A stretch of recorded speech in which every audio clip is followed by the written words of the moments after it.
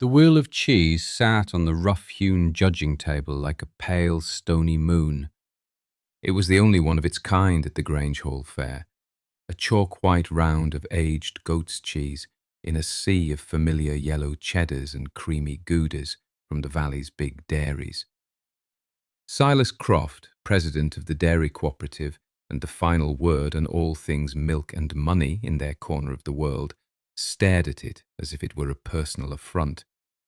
His face, usually florid with the confidence of a man who sets prices and owns futures, was a tight, mottled mask of disbelief. Around the hall, a silence had fallen, thick and heavy, with 5 years of accumulated judgment. Ilara stood by the far wall, her hands clasped loosely in front of her, her posture unnervingly still. She was not looking at Croft, nor at the cheese. She was watching the dust motes dance in the slanted afternoon light, calm as a person waiting for a train that was already, precisely, on time. The town had forgotten, or had chosen to forget, that only 5 years earlier they had all agreed Ilara Hayes was a woman unmoored by grief, a little mad. They had pitied her stubbornness, whispered about her choices, and laughed at her foolishness. It is always easier to believe a thing is rotten than to admit you were wrong to mock its planting. By the way, wherever in the world you're watching from right now, let me know in the comments. I love seeing how far these stories reach. Okay, where were we? 5 years earlier, the day had been brutal, a late March afternoon that couldn't decide between the thought of spring and the last spiteful bite of winter. A wet, heavy snow fell, melting into the mud and making the livestock auction grounds a miserable bog. Ilara had gone not to buy, but to remind herself of the sharp edges of the world, a penance for the softness that grief had left in her. Her husband David had been gone for 6 months, the victim of a logging accident that had been swift and senseless. The consensus in town was that she would sell the farm. It was a hard-scrabble place, 80 acres of rock and slope, that David had inherited and loved with a fierce, impractical devotion. It was no place for one person alone. That was the phrase she heard everywhere, spoken with a sad shake of the head. One person alone. It was meant as a sentence. She was beginning to see it as a beginning. At the far end of the pens, past the healthy calves and breeding ewes, was the cull pen. The mistakes, the runts, the unlucky. A place of quiet, animal despair. And in it, shivering so violently it seemed a blur, was a newborn goat. A kid, one of a set of triplets born just that morning, its fur matted with mud and afterbirth. The mother, a fine-looking son and doe, had licked the first 2 clean and shoved this last one away. It was too small, too weak, a miscalculation of biology. The farmer, a man with impatient hands, had tossed it into the cull pen to be sold for pennies or left to die. Ilara watched it try to stand, its legs folding like wet paper. It let out a cry that was no more than a faint, desperate squeak. The auctioneer, moving through his lots with a bored cadence, gestured to the pen. "Anything in there? $1 a head. Your risk." A ripple of dark amusement went through the small, bundled crowd of farmers. $1 for a corpse. Then Ilara's voice, quiet but clear, cut through the cold air. "I'll take the kid." The auctioneer squinted. "The goat? Ma'am, it ain't gonna make the night." "I'll take it," she repeated, a gaze fixed on the tiny, trembling creature. A man behind her snorted. "Waste of a good $1, Ilara." She ignored him, walking to the pen as the farmer's boy, no older than 10, fished the kid out of the mud. He held it out to her. It was lighter than a loaf of bread, and its coldness seemed to seep right through her worn wool coat. She unbuttoned the front, tucked the dying animal against the warmth of her chest, and buttoned it back up, creating a small, dark, living cavern. She handed the boy a crumpled dollar bill. As she turned to leave, she saw Silas Croft watching her from beside the main ring, his arms crossed. He wasn't laughing. He was looking at her with a kind of clinical contempt. the look a man gives a faulty piece of equipment. He shook his head just once, a small, dismissive gesture, before turning his attention back to the sale of a prize bull. She walked the 2 miles home, the weak, shuddering life a strange comfort against her own steady heartbeat. The wind picked up, driving the snow sideways. She didn't feel it. She was focused on the fragile arithmetic of survival. The cost of the goat, $1. The cost of the milk replacer she'd have to buy, $12. The cost of the sleepless night ahead. Incalculable. But the cost of walking away from it, of leaving that flicker of life to be extinguished in the cold mud, felt somehow higher. It felt like a betrayal of David, who had believed that everything, no matter how broken, had a right to try. Her nearest neighbour, a half-mile down the dirt road, was Mr. Callis. He was an old Greek man who had come to the valley decades ago and bought a small plot of land nobody wanted, just like hers. He was watching from his porch as she came up the lane, a strange lump in the front of her coat. He didn't speak until she was at his gate. "A hard day for a walk, Ilara." His voice was rough, accented, the edges of his words worn smooth like sea glass. She nodded, her hand protectively over the bulge. It was. His dark eyes, deep set in a face like a wrinkled olive, flicked down to her coat. He saw the tiny, twitching ear that had poked out from the collar. He didn't ask what it was, or why. He simply nodded, a slow, knowing gesture. "In my grandfather's village on the mountain," he said, his voice dropping low. "They knew a truth the valley people forget. You see, a goat finds sweetness where the sheep sees only stone. He looked from the kid goat to her, and his eyes held no pity, only a quiet, startling respect. It is good land for goats, good land for what endures." That night was a long, slow battle. She cleaned the kid, wrapped it in old towels, and placed it in a box by the wood stove. She warmed the milk replacer on the stove, testing it on her wrist the way she'd seen her own mother do. The kid was too weak to suckle. Its mouth was cold. Ilara found an old eyedropper in the medicine cabinet and began the painstaking process of squeezing milk, drop by drop, onto its tongue. For every drop that went in, 2 seemed to dribble out. Hours passed, the fire burned down to embers. The house was silent, save for the wind rattling the windows and the faint, rhythmic click of the dropper. She talked to it, a voice, a low murmur. "Come on now, just a little more. You're a fighter. I know you are." Sometime before dawn, as the first grey light began to outline the window frames, she felt a change, a real, determined pull on the dropper, a tiny, insistent suckling. She refilled it, and this time the kid drank, its eyes closed, its whole body focused on that one life-giving task. Ilara felt a wave of exhaustion and relief so profound it was dizzying. She had not won, but she had not lost yet either. A few days later, a small shadow appeared at her kitchen door. It was Finn, the blacksmith's youngest boy, a quiet, watchful child of about 8, with soot permanently smudged on one cheek. The town mostly overlooked him. He held out a small, lumpy bundle. "Ma said you might need these," he mumbled, not meeting her eye. It was a stack of old wool rags. Ilara smiled. "Thank you, Finn. That's very kind." She pushed the door open wider. "Would you like to see him?" Finn's eyes widened. He shuffled inside, his gaze immediately finding the box by the stove. He crept over and peered in. The kid, stronger now, was sleeping, its tiny chest rising and falling in a steady rhythm. It was still impossibly small, its coat the colour of ash. "What's his name?" Finn whispered.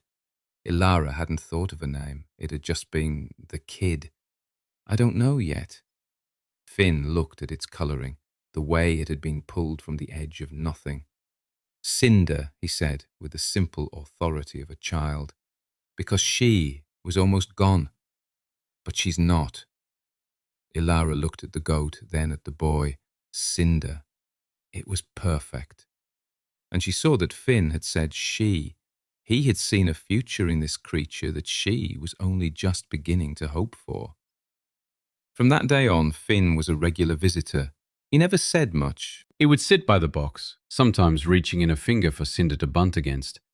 He was a silent, unwavering partner in the act of faith. The first summer passed in a blur of patient labour. Cinder grew, her legs becoming strong and sure. Ilara fenced in the small rocky half-acre behind the house, a patch of land so poor it grew little more than thistle, wild brambles, and a tough, invasive vine the old-timers called devil's grip. To a cow or a sheep it was useless. To Cinder it was a feast. She devoured the weeds with a methodical glee, her sharp teeth clearing patches of ground that would have broken a man's back to scythe. She was hardy, intelligent, and possessed the mischievous affection that reminded Ilara of David. The silence in the house was no longer absolute. It was punctuated by the soft bleat of a goat who believed Ilara was her mother. Mr. Callis would watch from his property line. "See," he'd call over. "She finds the sweet leaves on the bit of vine." Ilara began her own arithmetic. The cost of feed for Cinder? 0. The value of the cleared pasture? Immense. She saw the logic in Mr. Callis's aphorism taking root in her own soil. That fall, she used the money she'd saved from not having to buy hay to purchase 2 more Sanandos from a farm over the mountain. They were good stock, but she chose the ones the farmer was less keen on, the ones with slight imperfections, the ones whose production was solid but not spectacular. The perfect was the enemy of the hardy. She was beginning to understand that. By the second winter, Cinder was grown, and in the spring she gave birth to 2 healthy kids of her own, a buckling and a doling. Ilara's herd was now 4 strong. The milk was plentiful, more than she could drink. It was rich and clean, with a subtle, tangy sweetness from the goat's wild diet. She gave some to Finn's family. His mother, a tired woman with too many children, was grateful. She gave some to Mr. Callis, who showed her how his mother used to make a simple, fresh cheese, pressed with a heavy stone. That was the beginning. Ilara found old books at the library, books on husbandry and cheese-making from a time before industrial co-ops and refrigerated tankers. She learned about rennet and cultures, about cutting the curd and draining the whey. She converted the old, crumbling root cellar beneath her house, reinforcing the walls and controlling the dampness until it held a steady, cool temperature. The work was methodical, sensory, the clean animal scent of the milking shed, the steam rising from the stainless steel pot on her stove. The precise, quiet moment the milk began to curdle, transforming from liquid to solid, the salty, oceanic smell of the brine, the satisfying heft of a pressed wheel of cheese. She made fresh chèvre, soft and tangy. She learned to make harder, aged cheeses, waxing the wheels in black or red wax and setting them on wooden shelves in the cool, dark cellar. Each wheel was a vessel of time, a repository of sunlight and rain and stone transformed by goat and then by woman. She kept meticulous records in the ledger, milk yields, feed costs, cheese weights, aging dates. It was the arithmetic of a new life. She never sold a single ounce. The town saw her small herd of goats browsing on the hillside and dismissed it. Ilara and her pets, a hobby to keep the grief at bay. They didn't see the growing rows of cheese in the cellar. They didn't know the value accumulating in the darkness, a success banked low and quiet, like a coal kept glowing under a thick blanket of ash. Silas Croft did not forget her. Twice a year he made a point of driving up her lane. His truck was always new, his clothes always clean. He represented the co-op, the engine of the valley's prosperity, built on the high-yield, high-maintenance Holstein cows that grazed the lush bottomlands. Her rocky patch of earth was an anomaly, an affront to his tidy vision of progress. But her land came with senior water rights to the creek that fed the entire valley, rights David's grandfather had secured a century ago. Ilara, he'd say, his voice dripping with false warmth, leaning against his polished fender. The co-op board was just talking. We know things must be tight for you. One person alone up here. He let the phrase hang in the air. We'd be prepared to make you a generous offer for the place. Help you get a fresh start somewhere. Easier. The first time she just shook her head. I'm not selling, Silas. The second time, a year later, he noticed the expanded herd. He gestured at them with a flick of his chin. Still playing with your goats, I see. Look, I can get you a fair price for them if you want. $100 for the lot. Get them off your hands before you sell us the land. 4 grown does and 3 kids. $100. It was less than an insult. It was an erasure. Ilara looked at Cinder, who was watching Croft with an intelligent, unblinking, yellow-eyed stare. They're not for sale, she said, her voice level. Suit yourself, he shrugged, his smile tightening. The offer on the land stands, but it won't go up. His condescension was a kind of fuel. It was easier to be right in silence. Silence unnerved men like Silas Croft far more than argument. He couldn't assign a value to it. He couldn't control it, so he dismissed it. The reckoning came in the 4th year. It started as a whisper on the wind, a rumour from a farm at the far end of the county. A wasting sickness. A new strain of something that targeted dairy cattle, specifically the high-strung, genetically refined Holsteins that produced 60 pounds of milk a day. The vets were baffled. It moved like a phantom, farm to farm. First the milk would thin, then the cows would lose weight, their bones becoming sharp beneath their hides.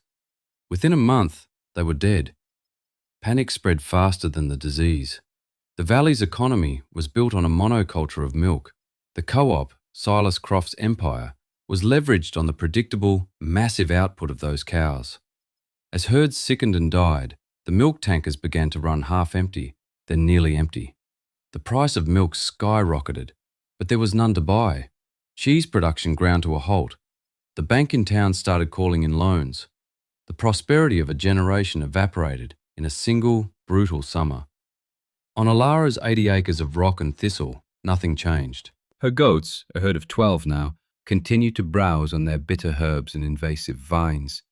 Their diverse wild diet, the very thing that made the land worthless for cattle, seemed to be a kind of armour. They were untouched, healthy, thriving. Every morning and every evening, Ilara filled her pails with rich, clean milk, and in her cellar the rows of aging cheese grew longer. She had over 50 wheels now, each one a small, dense store of protein and fat and flavour. Each one a quiet testament to the value of what endures. The town's attitude toward her began to curdle. The pity she had endured for years soured into a new, sharp suspicion. How could her animals be fine when everyone else's were dying? It was unnatural. The whispers that had once called her mad now hinted at something darker. But suspicion quickly gave way to desperation. The first to come was the blacksmith, Finn's father. He stood at her door, his hat in his big hands, his face grey with worry. Ilara, he said, his voice rough. The wife. The baby's not taking the formula. We can't get fresh milk anywhere. I know it's a long shot, but your goats. Ilara looked past him and saw Finn standing by the gate, watching her with a hopeful, anxious expression. She nodded. I have milk. She sold him a gallon at a fair price, the same price the co-op had paid for cow's milk before the sickness. He tried to give her more, but she refused. This is the price, she said. Soon others came, a mother whose children were sick, an old man who just wanted to taste cheese again. A ledger, once a private record, became an account book for the community's survival. She sold milk, she sold the fresh chèvre, she sold the younger, milder wheels of aged cheese. She never gouged. The arithmetic of survival was not the same as the arithmetic of greed. Her price was always fair, always the same. Enough to cover her costs, to invest in her herd, to live, no more. The mockery that had followed her for years curdled into a grudging, astonished respect. They saw her, truly saw her for the first time, not as a grieving widow, but as a provider. The woman who had turned stone into pasture, weeds into milk, pity into power. The phrase "one person alone" was never spoken again, which brought them to the Grange Hall and the judging table. The annual fair was a ghost of its former self, a sombre affair. The cattle barns were empty. The cheese competition, usually the main event, had almost been cancelled. Then, the day before, Ilara had arrived, with a single, perfect wheel of her 2-year-aged goat cheese, the one she had named Callis's Gold in her ledger. Now it sat before Silas Croft. As head judge, he had no choice but to taste it. 3 other judges, local farmers who had lost everything, had already tasted it. Their faces were studies in awe. They had whispered words like complex, nutty, notes of wild thyme. They had scored it nearly perfect. It was Croft's turn. He took a sliver on his knife. He sniffed it, his expression disdainful. He placed it in his mouth. For a single unguarded moment, his eyes closed. A flicker of pure animal pleasure crossed his face before he suppressed it, his jaw tightening. He knew. In that moment, everyone in the hall knew. It was the best cheese the valley had ever produced. His pride, the foundation of his identity, could not bear it. He cleared his throat. "The texture is acceptable," he pronounced, his voice straining for authority. "But the entry is irregular. The rules call for cheeses from co-op member dairies. This is a homemade product. Technically, it should be disqualified." A low murmur went through the crowd. The rules had been bent for years. It was a desperate, petty move, and everyone knew it. One of the other judges, a man named Peters who had lost his 100-head herd, spoke up. "The rule book says, or by special invitation of the judging committee, Silas. We invited her. We tasted it. It's the winner." Croft's face flushed a dark, dangerous red. He was cornered. His entire world, his expertise, his authority, had been rendered worthless by a grieving woman and a flock of scavenger goats. He had to regain control. He switched tactics, adopting his old mask of magnanimous charity. "Fine," he said, turning not to the judges, but to the crowd, to Ilara. "Fine. In the spirit of community, let's acknowledge the effort. In fact, the co-op is prepared to help Miss Hayes and the entire valley. We will purchase her entire stock of this cheese to distribute it fairly. We'll offer $15 a wheel." It was a masterful, predatory move. He was attempting to absorb her success, to become the savior of the town using her labor. But he had made a fatal error, born of his own secret greed. For weeks he had been trying to assess her operation, trying to figure out how to take it over. He had sent a man pretending to be a surveyor to snoop around her property. He thought he was the only one who knew the real scale of her success. He smiled, a cold, thin-lipped expression. "Yes, $15 a wheel. I'll take all 63 wheels you have aging in that cellar of yours right now." The number fell into the silent hall like a stone into a deep well. 63. It was an exact proprietary number, a number no one outside of her small circle could possibly know. Ilara had counted them just that morning with Finn. 63 wheels. A collective gasp went through the crowd. Finn, standing near the front, looked from Croft to Ilara, his eyes wide with understanding. Mr. Callis, near the back, simply nodded, as if he had been waiting for this very moment. Croft had overplayed his hand. He had revealed his own avarice, his own trespass. He had told the whole town he was a spy and a thief. Ilara, who had been silent and still against the far wall, finally moved. She walked slowly, deliberately, toward the judging table. She did not look at Croft. She looked at the faces in the crowd, the blacksmith, the mothers, the old farmers, the people she had been feeding. She stopped before the table and placed her hands flat upon its rough surface. She looked at the wheel of cheese. 63, she said, her voice quiet but carrying to every corner of the hall. That is the correct number. She finally lifted her eyes to Silas Croft. His face had gone pale. The hunter was now the hunted. Let us speak of arithmetic, Silas, she said, a voice as level as a ledger line. Your arithmetic is $15 a wheel. That is the arithmetic of greed. It is the price a man pays when he wants to own another's labour, to profit from another's hardship. It would not cover the cost of the wax. It is the price of an insult. She paused, letting the weight of her words settle. My arithmetic is different. It is the arithmetic of survival.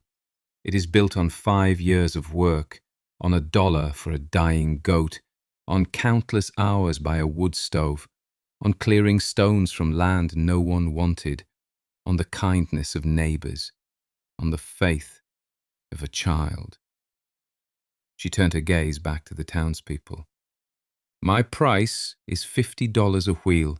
That is a fair price. It is a price that honours the work. It is a price that allows me to expand my herd, to help others, to keep this valley fed.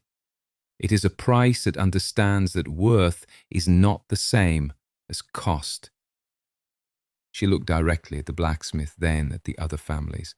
And I will not be selling them to the co-op.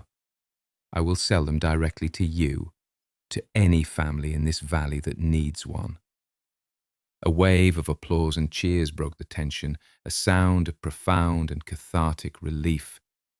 Croft stood frozen, his authority shattered, his character exposed. He had been rendered irrelevant. But Alara was not finished. She held up a hand for silence. I have one more offer, she said, her voice softening. For any farmer in this valley who has lost their herd and wants to start again, this spring my does will have their kids, the bucklings from Cinder's line. I will sell them to you for $1.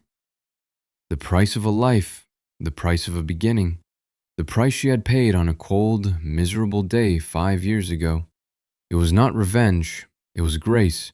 It was an act of communal mending, an offer to rebuild not on the old model of high-yield fragility, but on a new one of hardy resilience. It was an act that shamed Silas Croft more completely than any shouted accusation ever could. He turned, his face a ruin, and walked out of the Grange Hall, the door swinging shut on his world. The coda came 2 years later, on a warm evening in early summer. Alora's farm was no longer a place of solitude. Small herds of goats, all bearing the hardy traits of Cinder's line, now dotted the hillsides of a dozen neighbouring farms. The valley, once a dairy monoculture, was now diversified, stronger. Cheese-making had become a local art again. Alara's cellar was a school, her ledger a textbook. Finn, now a lanky teenager, was her apprentice, his hands as skilled with a cheese harp as they were with a blacksmith's hammer. He was no longer a silent, overlooked boy. He was a young man with a purpose. Alara and Mr. Callis sat on her porch, a plate of her newest cheese between them, watching the sunset behind the mountains. The air was sweet with the smell of clover and warm stone. Mr. Callis took a piece of the cheese, holding it to the light. It was veined with a fine blue mould he had taught her to cultivate. Beautiful, he said. He tasted it, and a slow smile spread across his face. He looked out at the land, at the goats browsing peacefully on the steep slope. You see, Alara, he said, his voice soft with the satisfaction of a truth proven, the sheep, they look for the easy grass in the flat field, and they grow weak. But the goat climbs the rock. She finds the sweetness where no one else thought to look, and she makes the whole mountain strong. Alara looked at the home she had built, the community she had mended, the life she had forged from what had been broken. One person alone had been a sentence, Now it was a story. The accounts of her life, she thought, were finally beautifully balanced.